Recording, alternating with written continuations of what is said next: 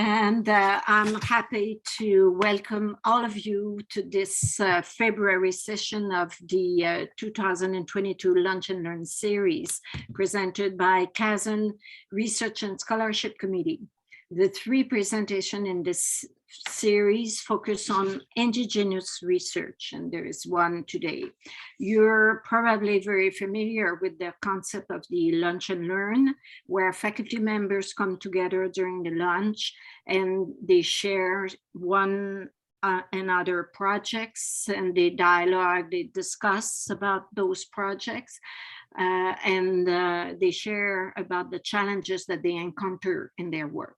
This webinar series is intended to serve as inspiration and a networking opportunity for participants while recreating the same collegial feel of the Lunch and Learn series within your own institution. Before we begin, I'm going to go over a couple of housekeeping items. We will be recording today's session that will begin with a presentation from our speaker and will conclude with 15 to 20 minutes of question and answer after the presentation.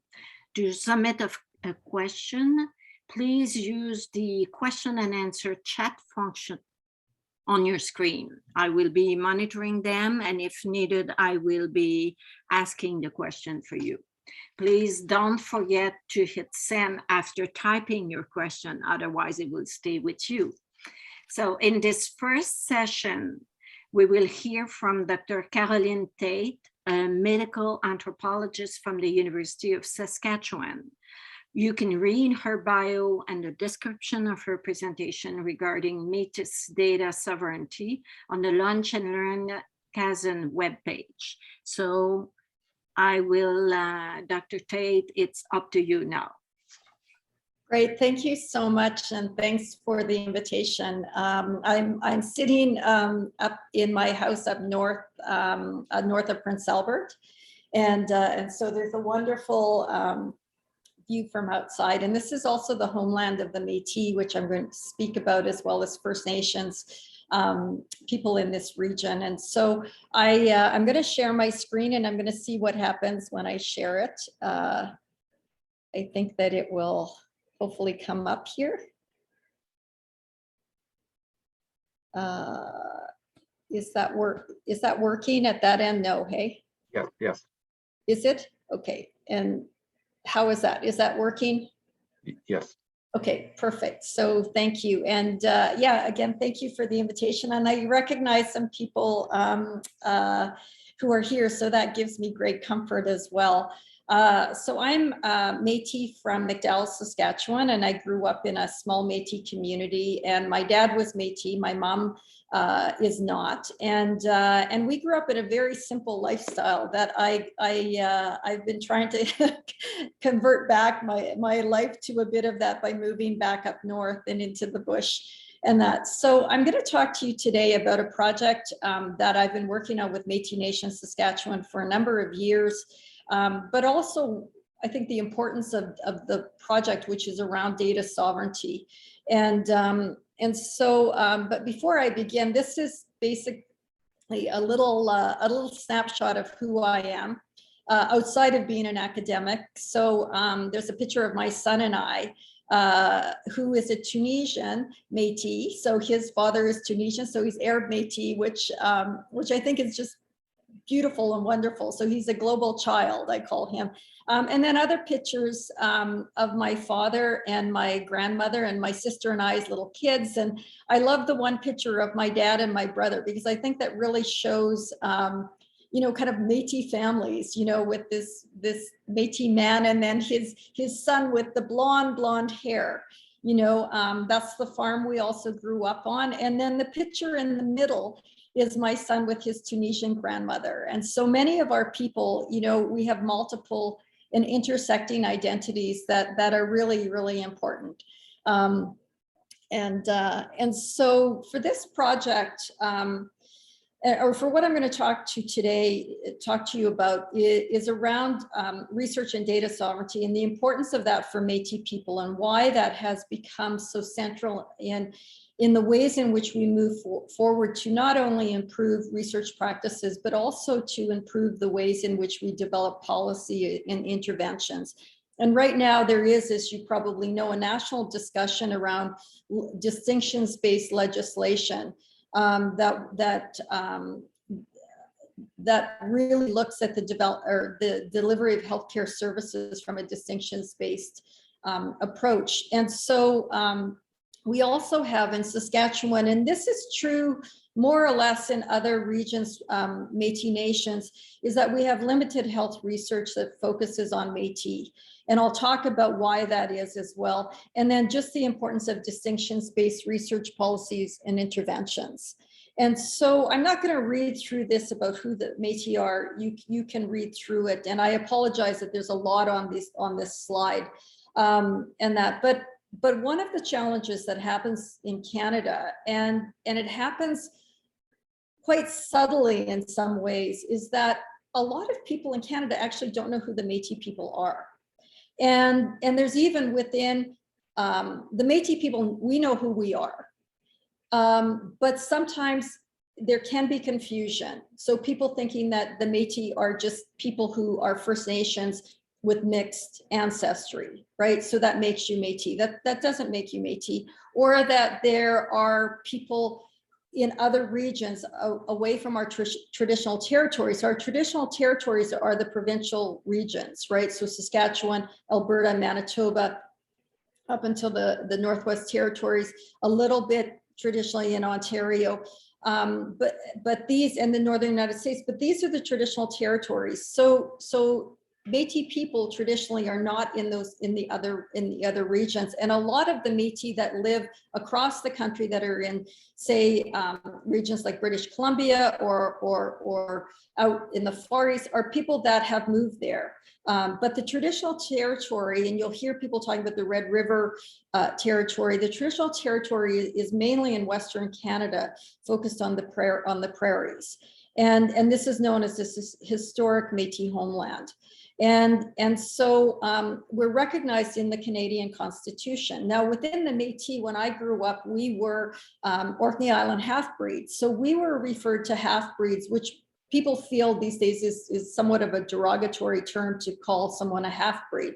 But at the time that I was growing up, that's what people referred to. And it was the connection to the Orkney Islands and to, these were Hudson Bay. These were men from the Orkney Islands, predominantly men that were recruited to come and work with the Hudson Bay Company. And many of these men that came to work for the Hudson Bay Company also worked in First Nations. Some of them became the chiefs, Sturgeon Lake First Nation.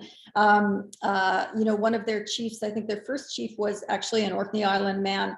And so there's these strong connections with the Orkney Islands that go throughout the Métis Nation in Saskatchewan, particularly, there are these ties. And so when I was growing up, my father was very, very proud of not only being Métis, but of being that Orkney Island connection was really, really important. And so, I think that often is missed. And we are not First Nations people, so we're distinct from First Nations.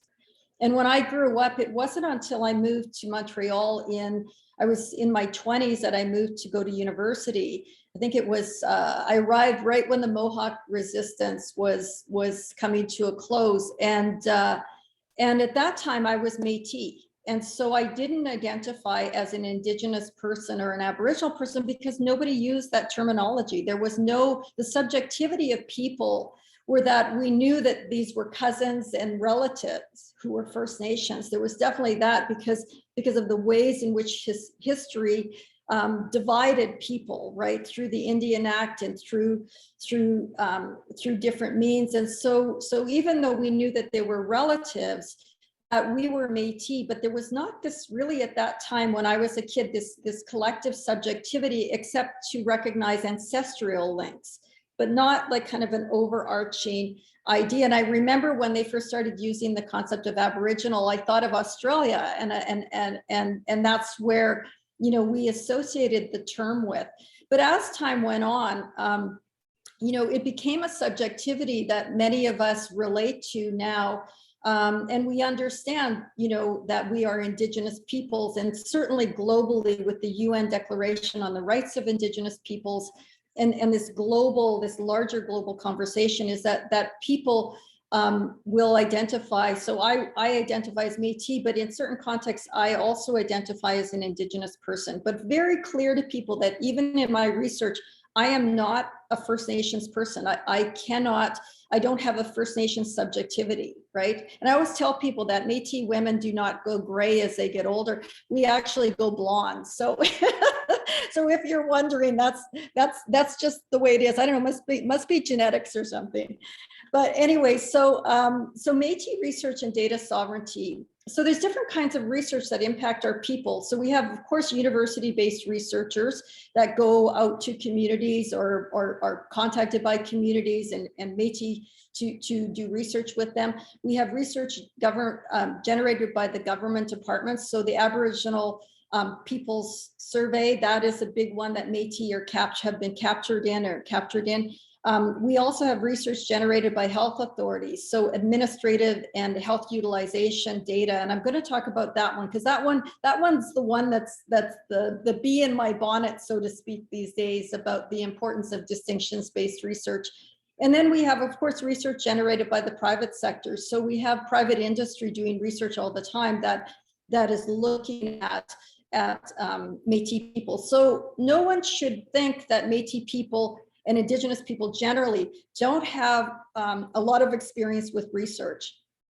A lot of times that experience is not necessarily positive, but in the last 2 decades, it has really, really changed. And that change, I have to say, was driven a lot by our First Nations people in Canada, and driven by people like Seal Churnier, the late Seal Churnier, who were these absolute advocates for data sovereignty. And so we've learned a lot from the experience of our First Nations partners and community people. So Métis research and data sovereignty, there's lots of opportunities that are associated with it. And that's where I want us to kind of begin today, is to really look at why is it that Métis people feel that they need to have sovereignty over data. And by sovereignty, what we mean is that any research that happens that is at a level where Métis people are a distinct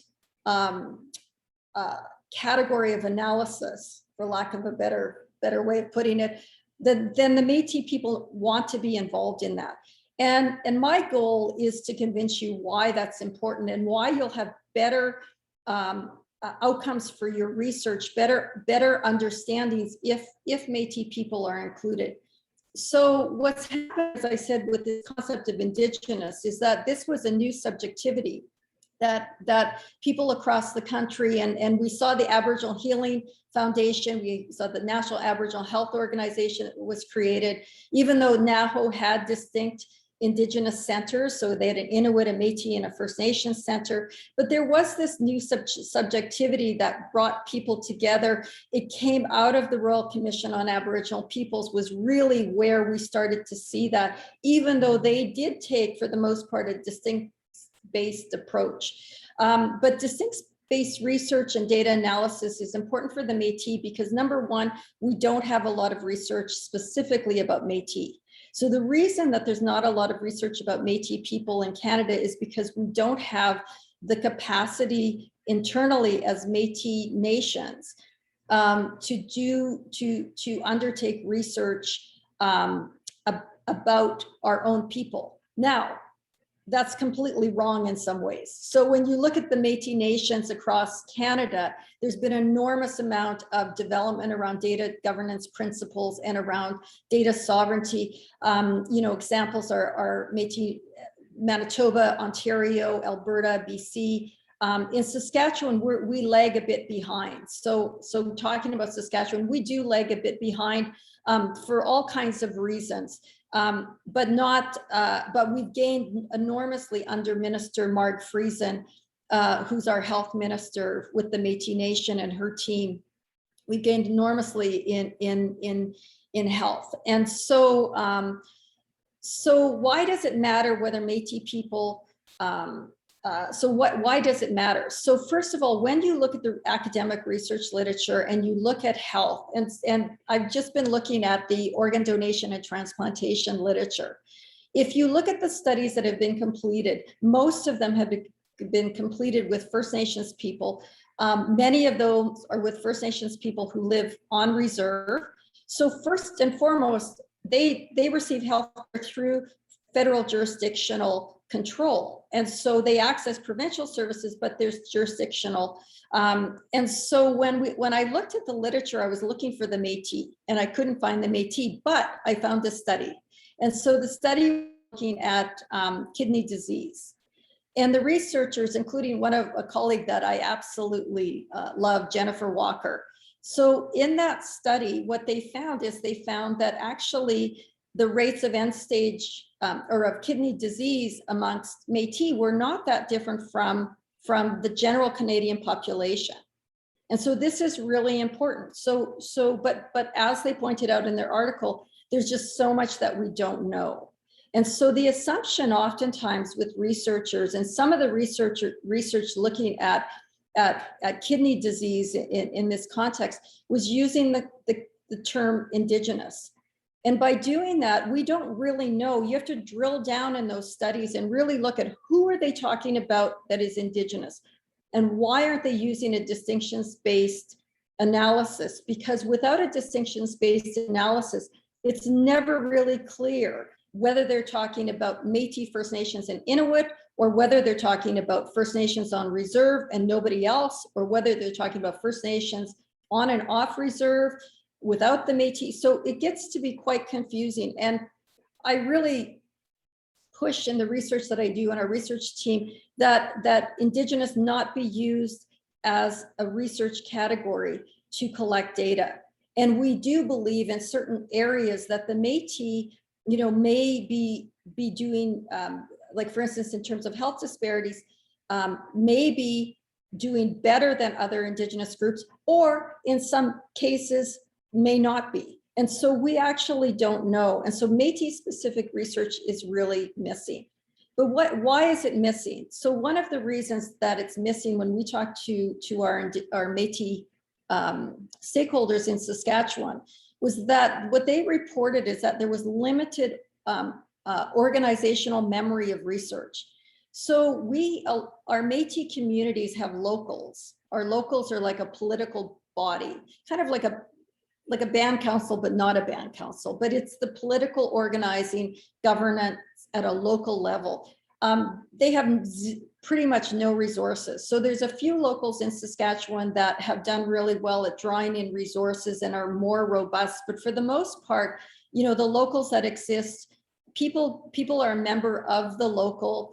They volunteer their time and resources for the locals. So for me to go to them as a researcher and say, I would like to do research with you, it's putting this burden on those individuals to volunteer their time. I mean, we try to write in resources for people to participate, but there's really a lack of infrastructure. So I can go to a reserve First Nation in Saskatchewan, 20 minutes from here, and they have a health center, a health director. And so there's something there that you can attach a research project to, that people are being paid to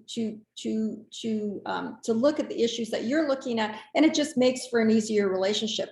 With our Métis, we don't have that. So we tend to we do go to Métis Nation Saskatchewan, and we go to locals that have the capacity to participate in research, but it's made it really, really difficult for Métis people generally across Saskatchewan to participate in research. So as a result, there's few information that's generated around the health status of Métis people.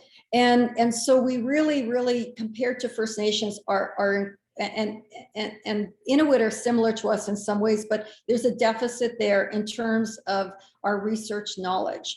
And so what this means is that as policies and other types of interventions are developed, that they're being developed with data, they're being developed out of ideas that aren't including our Métis leaders or aren't including the voices of our communities. And this is really, really important. And we're not having Métis people in the mix talking about the priorities of Métis people, of what is it that Métis people feel is important.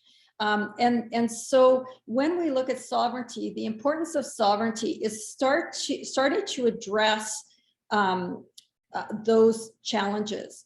And again, making arguments to funders that we need Métis specific research calls, we need Métis specific interventions and policies, but with that need to come the resources for the involvement of Métis leaders and the involvement of Métis people to participate, and that so that we can get so that we can achieve a better understanding of the needs of Métis people and where things are at.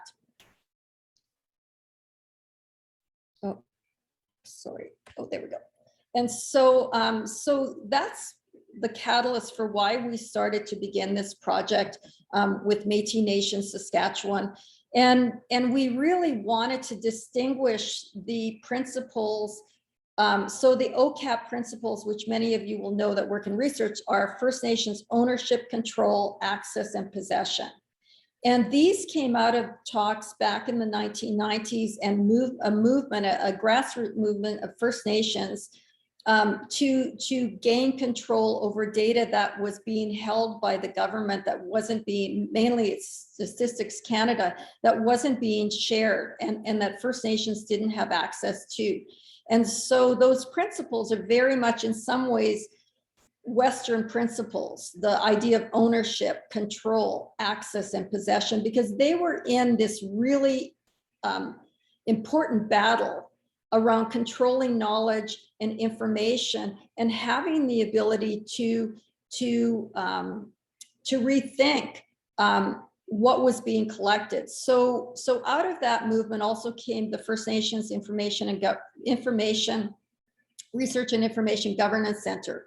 And that exists today. And they undertake the Regional Health Survey, which is nationally for First Nations on reserve. And it's been highly, highly successful. We don't have anything like that for the Métis. Now, provincial bodies do different types of data collection for Métis in Saskatchewan. As I said, we're lagging behind, I think, some of the other provinces. But we really wanted to distinguish, what is it that are the values of Métis people, and how do we create a Métis data governance that reflects the distinctiveness of Métis people? And I think I've already covered this. And we are working, towards creating a data governance center for the Métis in Saskatchewan. We're moving towards hopefully a provincial health survey that would be under the control of the Métis people.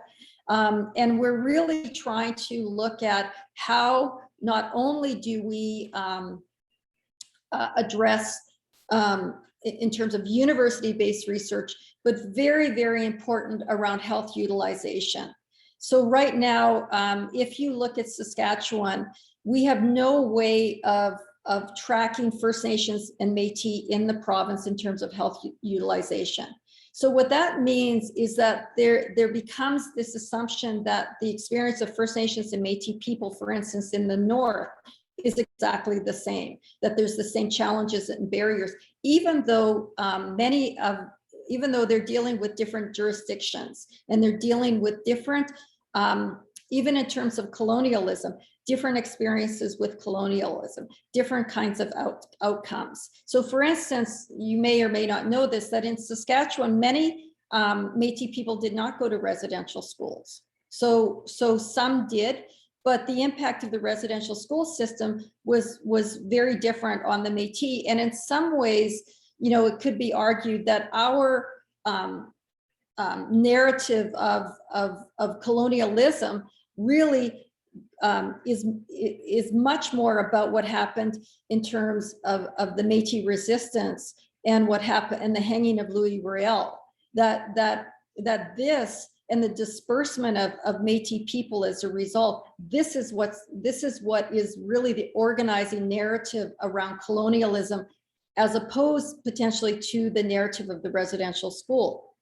So there are overlapping between First Nations and Métis for certain, but that we haven't had the type of focus on the lived experience of Métis people, the collective lived experience of Métis people, that I think really has been needed.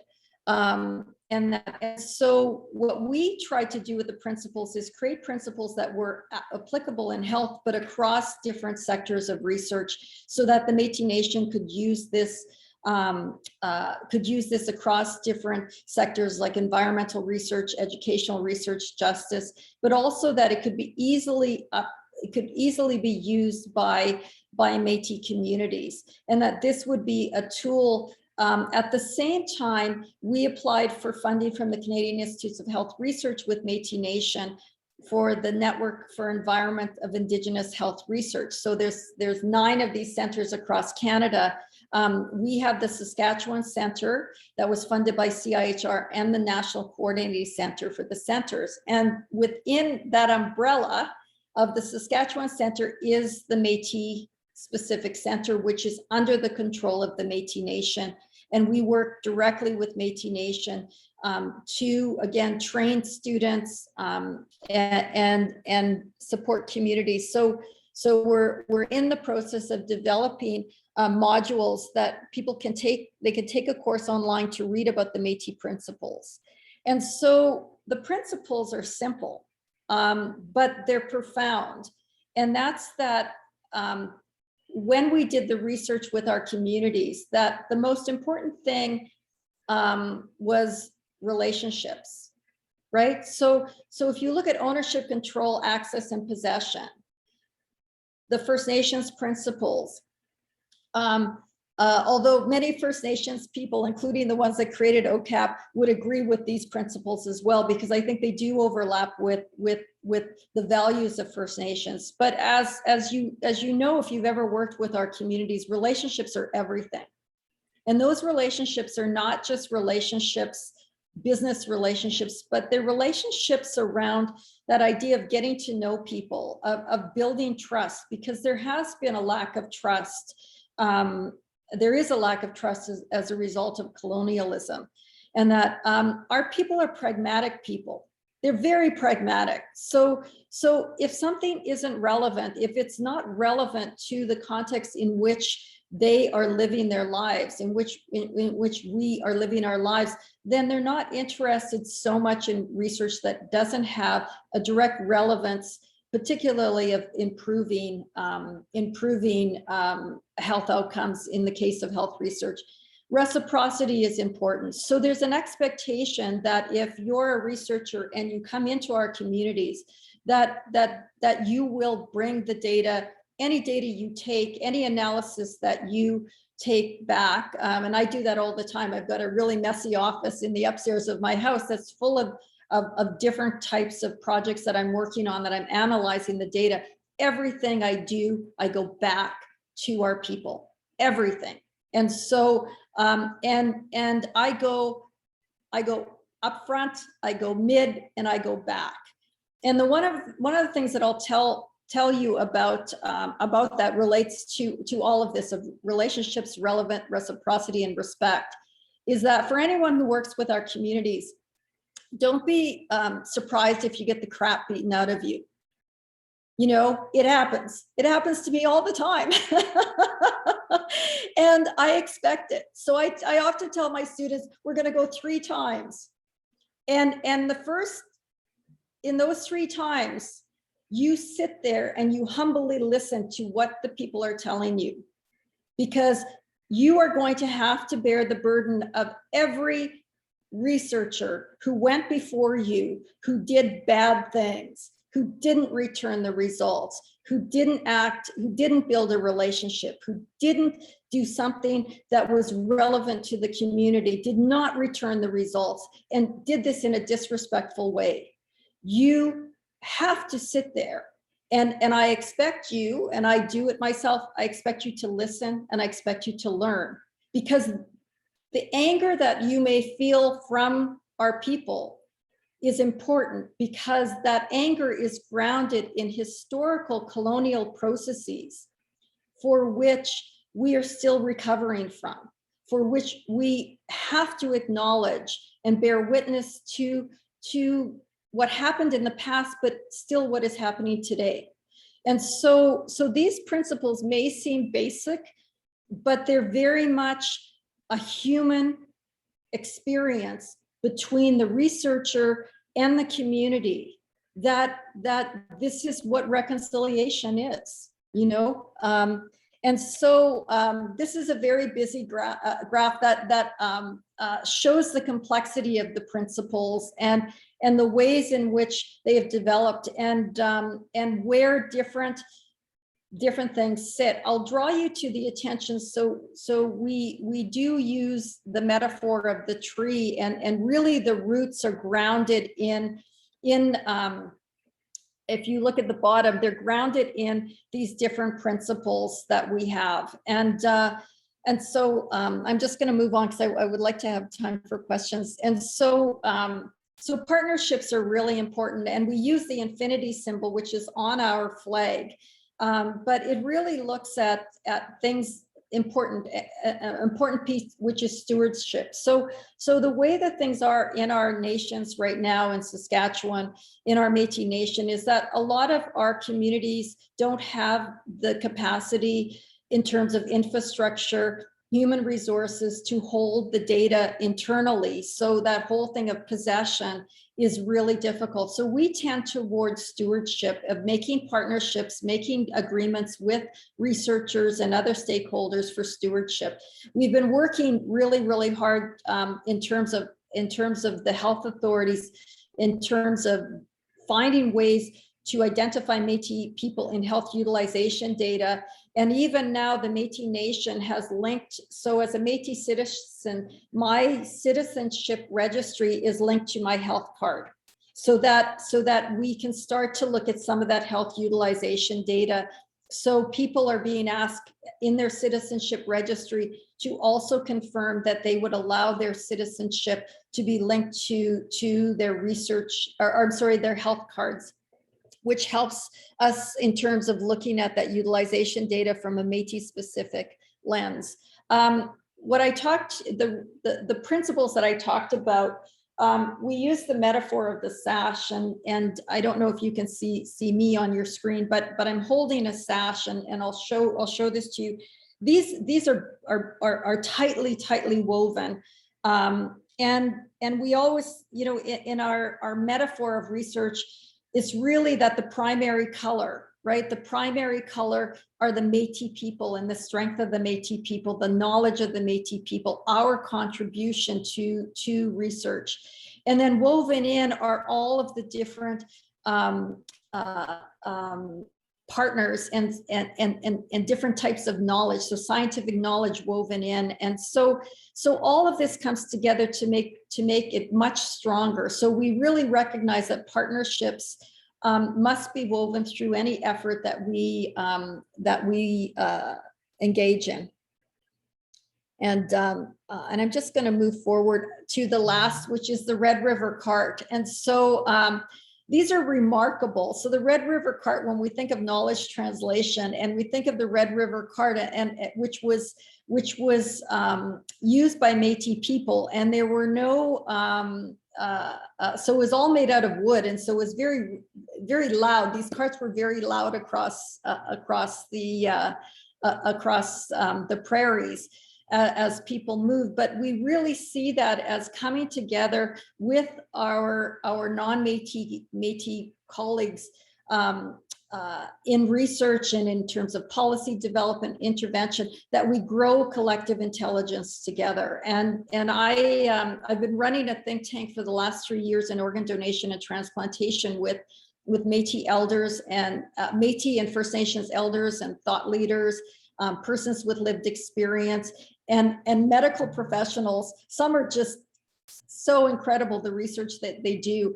And we have this very safe, open space for which we have been building collective intelligence. So that idea that rather than rushing towards, as we always are in a society, to finding solutions and outcomes, and that we have, which is a very Métis way of doing things, we've slowed things down and try to create space of collective reflection, of collective knowledge building, so that we build collective intelligence around complex health issues, rather than trying to be solution driven.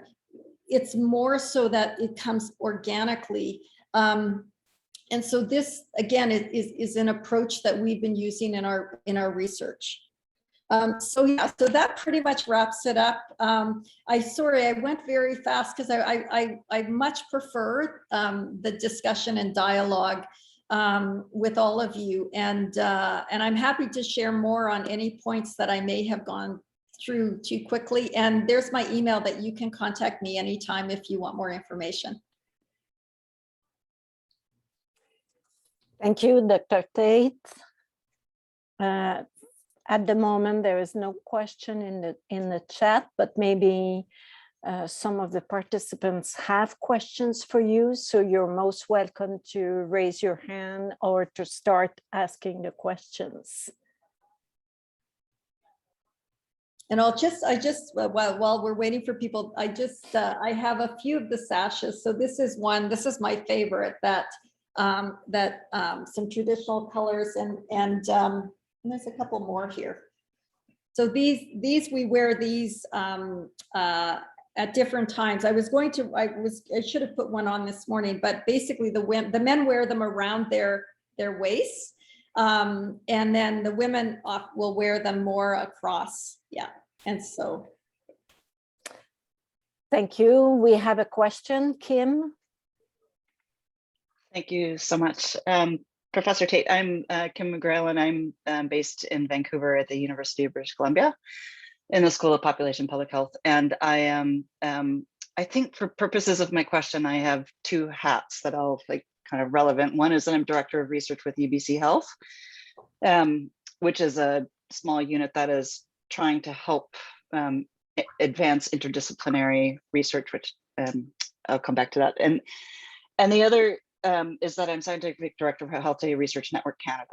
And Jen Walker is one of our co-PIs, and working on building an Indigenous data team and that sort of thing. So I kind of just want to put that marker down because you made some hints about the need to kind of extend the things you're talking about to administrative data. And I just want to warn you maybe perhaps that I'm definitely going to follow up with you because I really appreciate a lot of things you said. And I'm just curious if you have, so my first question, and I'm curious if you have any specific comments about how we really take the kind of approach you're using to the quantitative secondary data use world, where I think we have excused ourselves from that kind of more community-based participatory approach because we thought, well, we're just using data. It's so how do we help change that? And then the other question, quite related, is in UBC Health, we've been having a series of disaggregated dialogues, and it comes down to this, what is the right level at which to include communities in these conversations? I have a lot of worries with the patient-oriented research approach from CIHR, which is like add one person to your project. And I'm thinking that we need something more structural or programmatic that really ensures that we can get and keep a diverse group of voices together. I'm just curious if you have any comments on that. Thank you very much. Thank you. So the first, in terms of the health utilization or health administrative data, is that for the Métis, so First Nations are doing better in this regard. Although the health utilization, like with our provincial ministries, we need to have a lot more discussion about that. With the Métis, it's really hard because it's always a capacity it's a capacity for us, as I said before, and we don't carry as much weight, I think, than maybe First Nations and Inuit. But I sit at, so where this has really bothered me, and where I think there are some gains that are potentially being made. So I sit at two tables, two national tables. One is for organ donation and transplantation. And there's a big project that Health Canada is looking at, working with the decision makers in those areas that work in that area to coordinate better across the provinces and to have better data. And CAI is involved in that. And so we've been trying to, really, look at not only the consideration of data collection that is distinctions based, but also then trying to reinforce to people over and over again. I'm like a broken record and I also sit in an autism, a national autism table. And I feel like a broken record. So, because first of all, I'm the only Indigenous researcher at both tables.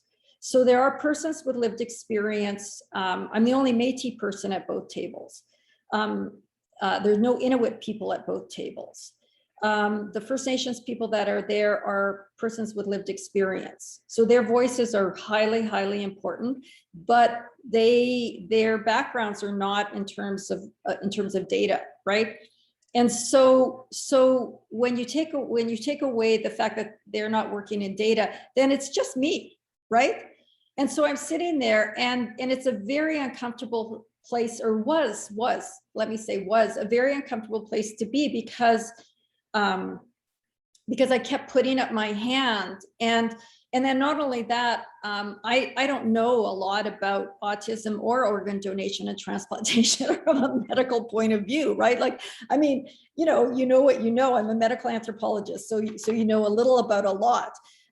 So then there's a whole medical side of it too that is there, and then in terms of so what's been really challenging is trying to keep saying, none of this is going to matter for Indigenous people if you guys keep talking about Indigenous people. If you don't talk about distinctions-based First Nations, Métis, and Inuit, and I keep bringing up examples, of the First Nations person who was dealing with 12 jurisdictions, just to get her father home, just to get her father back to their community before he died, and the challenges that person had to go through with all these different jurisdictions, and why it mattered that they were First Nations, right? And what made that experience unique for them.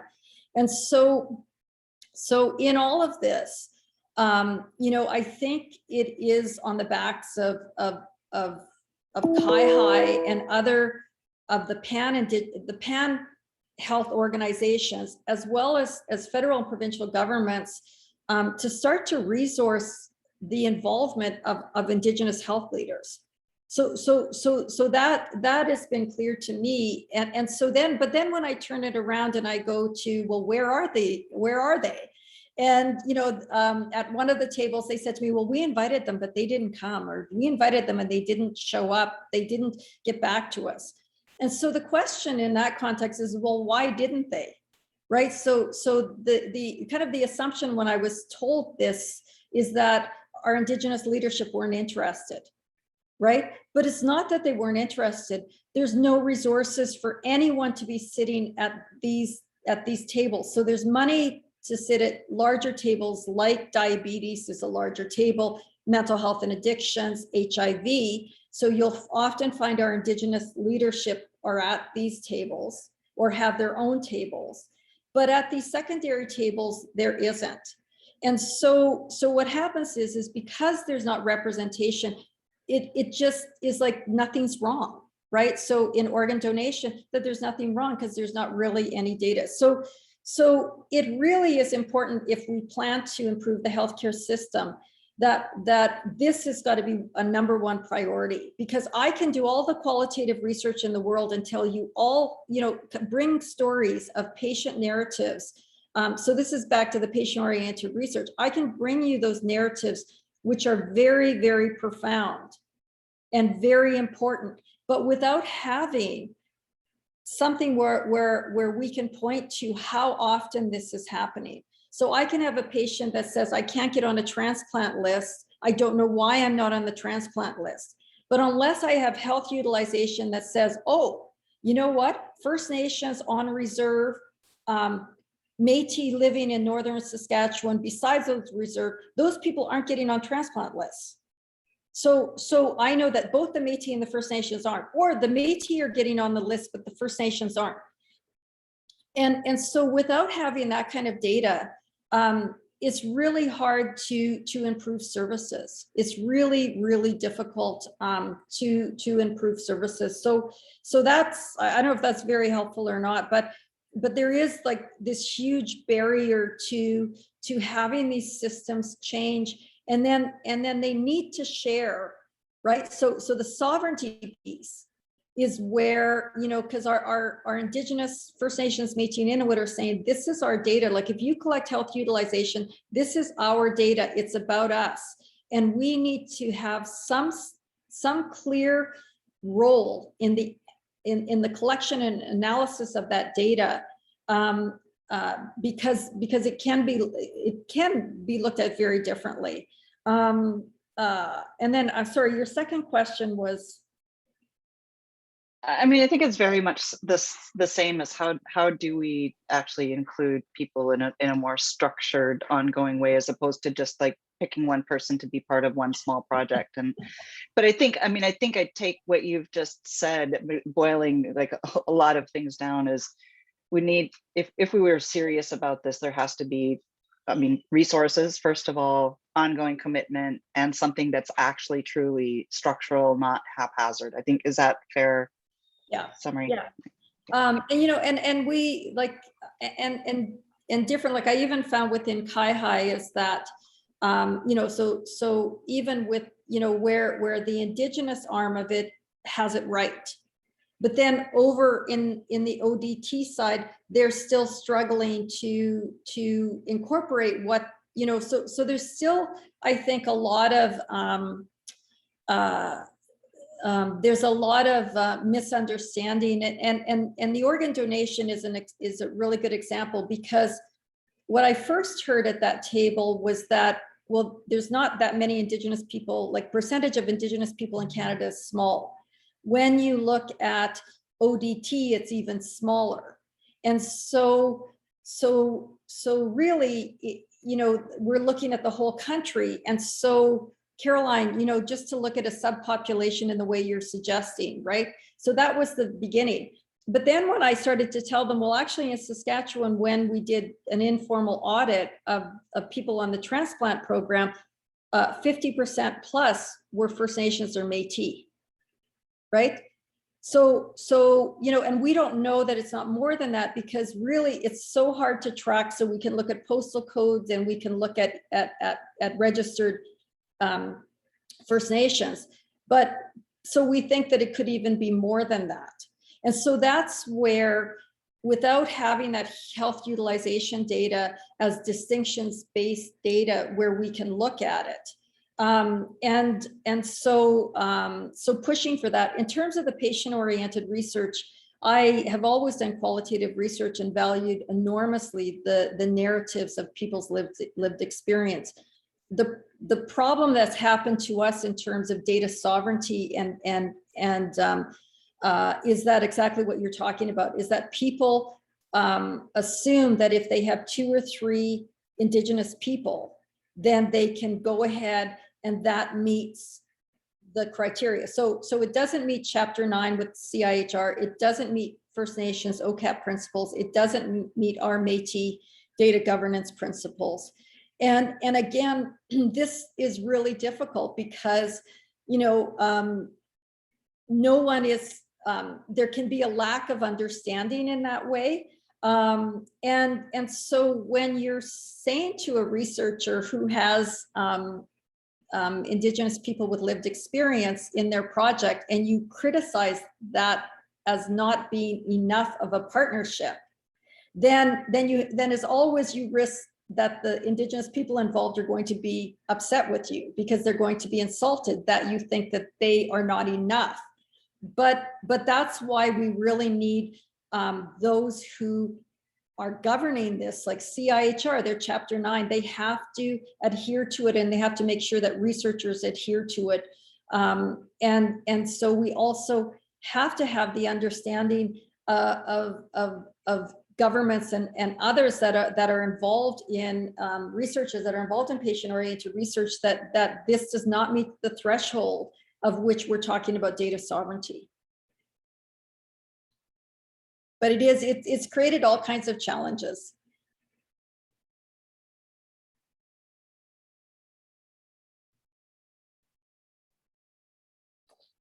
Thank you, Kim, for your question, and thank you, Dr. Tate, for your answer. Any other questions from any of you? There's none in the chat.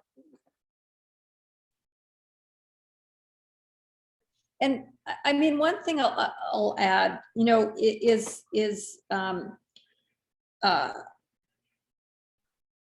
I'll talk about Saskatchewan, is that, you know,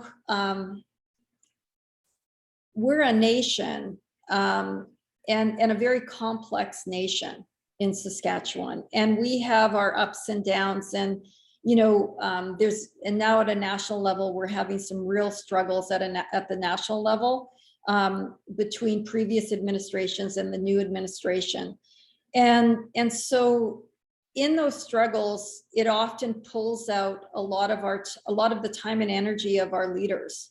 And this is unfortunate, but it's part of some of the growing pains, I think, that happen because we are sovereign nations, but you know, we're still relying a lot on, you know, mainly on government funding and on governments to come to the table with us and participate with us in research. And so you know, I think as we move forward, you know, our allies need to help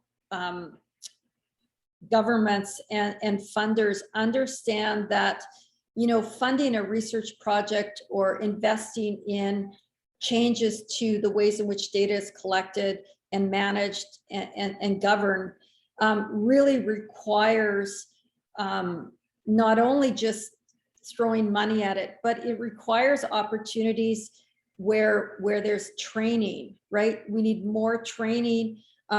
So it's great. We still have a huge deficit in Saskatchewan, at least, of trained Métis and First Nations people who work in research. You know, we don't have near enough of our students that are trained, and we don't have you know, enough pathways for people to enter into research positions, and so this is really important, that increased investment. So we did see increased investment by the federal government into First Nations data governance. So there was an investment, and I'm hoping that we'll see the same towards Métis people, because there's just this huge gap in terms of our knowledge. And we do really, the default is to Indigenous or to First Nations to create the policies and that. And as I said, you know, we do believe there's some real distinction there that needs to be looked at and understood better.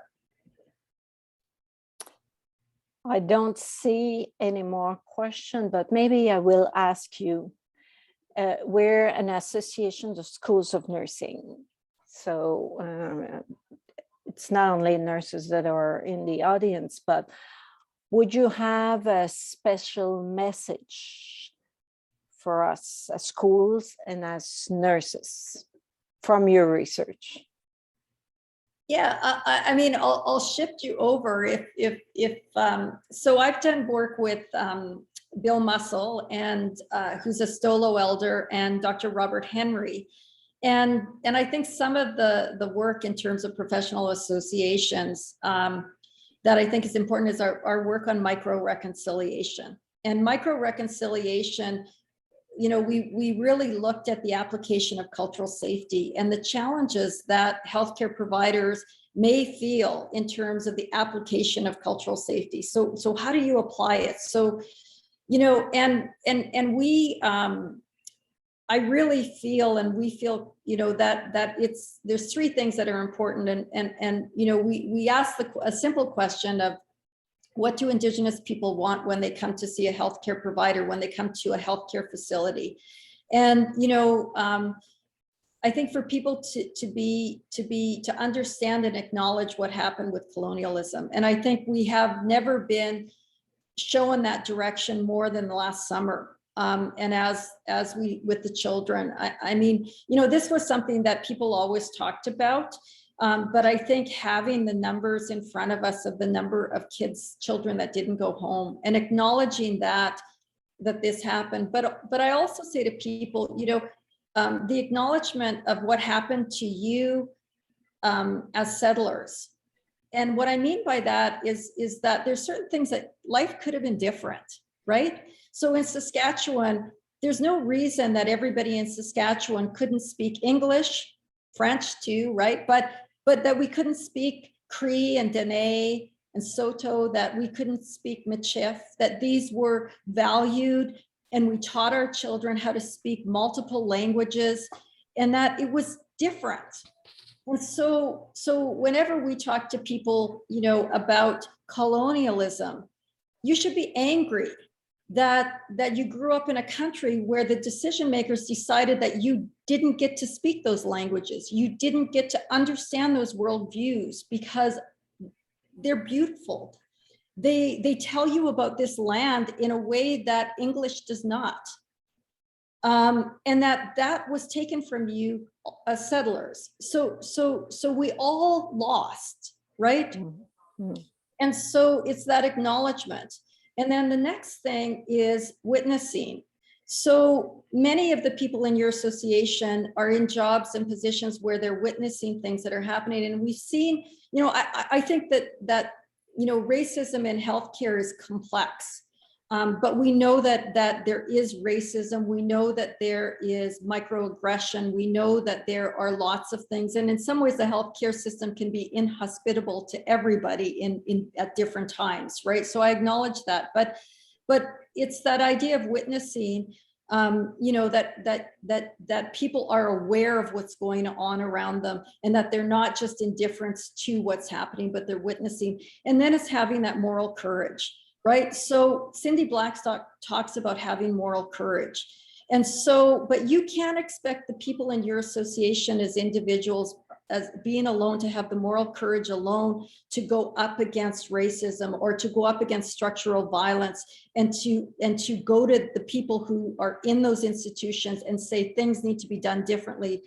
But I think professional associations can create pathways for people who are part of their associations to come and talk about this, to talk about it in safe spaces and strategize of what is the best way to address something that's happening that should not be happening, or to create better pathways for care. And so the idea of having moral courage, so acknowledgement, witnessing, and having moral courage. And I can tell you from personal experience, having moral courage is not one event. Having moral courage is having moral courage to go the whole distance. And I learned that last year more than ever. And it's really hard. So unless you have something robust that you can rely on, then it's really, to do cultural safety work, in my mind, is somewhat superficial, you know, because I don't think our healthcare people feel like cultural safety is about giving power to the patient. But if you feel disempowered as a healthcare provider, where do you find that power to give? And so I think the application of cultural safety and cultural safety training needs to be embedded in our healthcare administrators, our people who are in professional associations. Like unless there's a high level of commitment to anti-racism and to really having difficult conversations, then you can't expect the people on the ground to carry that burden. Yeah. And we've seen a good example in Quebec last summer. So I don't see any other question. I think our time is up. Thank you very much. There were comments in the discussion. Thank you for the super presentation, and the answer to my question was a very, very interesting answer that I did appreciate. So thank you very much. And we have something to say. Please note that the recording of this session will be made available on CASN YouTube channel and circulated to you in the coming days. Please feel free to share the links with anybody in your network. And thank you again, everyone. And CASN certainly hopes you will consider attending the next session for this year Lunch and Learn series on Indigenous research. Dr. Carrie Miller from the Native Studies program at the University of Manitoba will be presenting on March the 9th. So thank you, everyone. And thank you very much, Dr. Faith, for today's presentation. Thank you very much. Bye-bye.